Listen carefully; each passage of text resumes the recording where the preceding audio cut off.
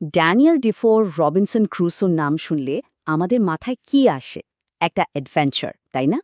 কিন্তু যদি বলি এই গল্পটা তার চেয়েও অনেক বেশি কিছু, আসলে এই বইটা আধুনিক দুনিয়াকে বোঝার জন্য একটা চাবিকাঠির মতো। তো চলুন আজের গভীরে ডুব দেওয়া যাক। একজন বিখ্যাত সাহিত্য ইতিহাসবিদ ইয়ান ওয়াট একে বলেছেন পশ্চিমা আধুনিকতার অন্যতম ভিত্তি কাহিনী। কথাটা কিন্তু বেশ ভারী, তাই না? এর মানে হলো এটা শুধু একটা গল্প না, বরং এটা একটা ব্লুপ্রিন্ট, একটা নকশা, যা দেখায় যে আধুনিক মানুষ কিভাবে চিন্তা করতে শুরু করেছিল, কিভাবে তারা দুনিয়াটাকে দেখত। ভাবা যায় আজ থেকে ৩০০ বছরেরও বেশি আগে, মানে ১৭১৯ সালে যখন এই বইটা বের হলো, সাথে সাথে একেবারে হইচই পড়ে গেল। প্রথম বছরেই ৪টা সংস্করণ। এটা আসলে একটা নতুন যুগের শুরু হওয়ারই ইঙ্গিত দিচ্ছিল। তো গল্পের মূল প্লটটা কি? এক কথায় বললে, টিকে থাকার এক চরম পরীক্ষা। ভাবুন তো, জাহাজডুবি, একটা নির্জন দ্বীপ, আর সেখানে একদম একা একজন মানুষ। এই ছবিটা আমাদের সবার খুব চেনা, তাই না? এটা মানুষের হার না মানা মানসিকতার এক অসাধারণ গল্প, যা আজও আমাদের টানে। আর ক্রুজো যে সেখানে বেঁচে ছিলেন, সেটা তো একটা অবিশ্বাস্য ব্যাপার। কিন্তু ঠিক কতদিন জানেন কি?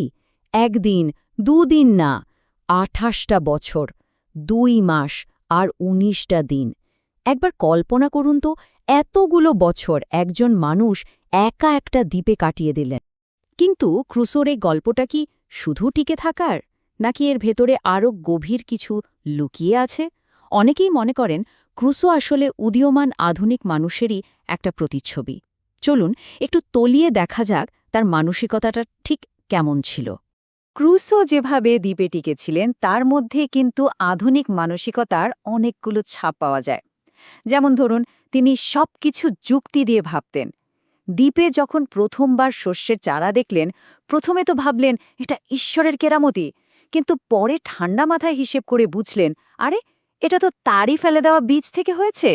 আবার দেখুন, তার সবকিছু লিখে রাখার বাতিক, কাঠের ওপর দাগ কেটে ক্যালেন্ডার বানানো, ডায়েরি লেখা, নিজের ভালো মন্দ দিকগুলো নিয়ে একটা তালিকা তৈরি করা, এ সবই কিন্তু একটা হিসেবি যুক্তিবাদী মনের পরিচয় দেয়।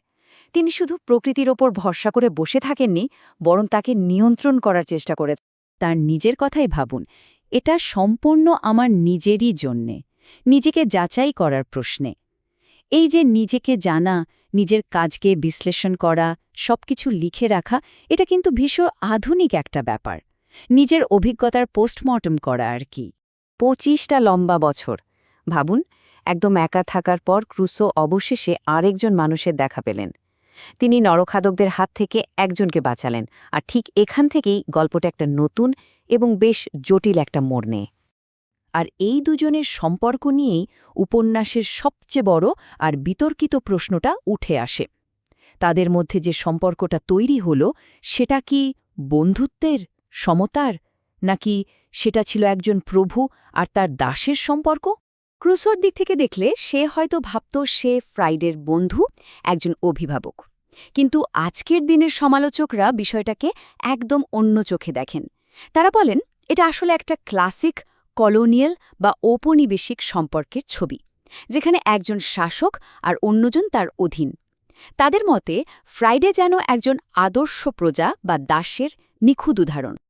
আর ক্রুসো ঠিক কি করেছিলেন দেখুন, ধাপে ধাপে তিনি ফ্রাইডের ওপর নিজের সবকিছু চাপিয়ে দিয়েছেন। প্রথমে ফ্রাইডেকে শেখালেন তাকে মাস্টার বা প্রভু বলে ডাকতে হবে। তারপর তার আসল নামটা মুছে দিয়ে একটা নতুন নাম দিলেন, ফ্রাইডে। এরপর শেখালেন নিজের ভাষা, ইংরেজি। আর সবশেষে তার ধর্মটাও বদলে দিলেন। এই যে পুরো প্রক্রিয়াটা, এটাই তো ছিল তখনকার ইউরোপীয় সাম্রাজ্যবাদীদের কাজের ধরন, তাই না? তো এই ছোট দ্বীপের গল্পটা কিভাবে একটা আস্ত সাম্রাজ্যের রূপক হয়ে ওঠে, চলুন এবার ছবিটাকে আরেকটু বড় করে দেখি। আমাদের মনে রাখতে হবে, এই উপন্যাসটা লেখা হয়েছিল এমন একটা সময়ে যখন ইউরোপীয় দেশগুলো সারা দুনিয়ায় নিজেদের কলোনি বানাচ্ছে, ব্যবসা বাড়াচ্ছে। আর সবচেয়ে গুরুত্বপূর্ণ বিষয়টা কে জানেন? ক্রুসো নিজে কিন্তু একটা দাস ব্যবসার জাহাজে করেই যাচ্ছিলেন যখন তার জাহাজটা ডোবে। কাজেই তার গল্পকে ওই সময়ের ইতিহাস থেকে আলাদা করে ভাবার কিন্তু কোনো সুযোগই নেই। একবার ভাবুন ক্রুসো দ্বীপে কি করলেন। তিনি একটা দুর্গ বানালেন, জমি চাষ করলেন আর শেষে অন্যদের ওপর শাসনও করলেন। একা একজন মানুষ থেকে তিনি হয়ে উঠলেন তার নিজের ছোট্ট রাজ্যের রাজা। এটা যেন আস্ত একটা কলোনি তৈরিরই একটা মিনি মডেল, তাই? তাহলে এত কিছুর পর আমরা কোথায় এসে দাঁড়ালাম? কেন এই ৩০০ বছরের পুরনো বইটা নিয়ে আজও এত কথা হয়? কেন এটা একদিকে যেমন খুব জনপ্রিয় একটা ক্লাসিক, তেমনি অন্যদিকে এটা নিয়ে এত বিতর্ক? চলুন শেষবার বিষয়টা একটু গুছিয়ে নেওয়া যাক।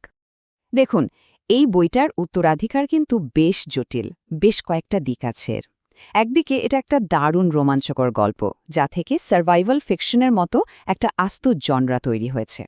অন্যদিকে এটা ঔপনিবেশিক মানসিকতা বোঝার জন্য একটা অস্বস্তিকর কিন্তু খুব গুরুত্বপূর্ণ দলিল।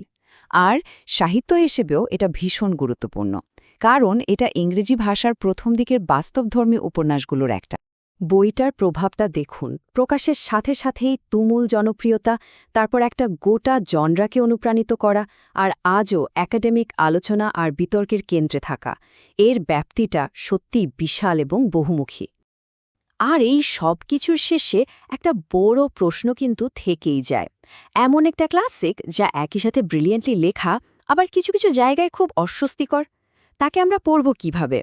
হয়তো উত্তরটা হলো যে গল্পগুলো আমাদের সংস্কৃতির অংশ হয়ে গেছে, সেগুলোকে মুগ্ধতা নিয়ে পড়ার পাশাপাশি সমালোচনা চোখে দেখার সাহসটাও রাখতে হবে।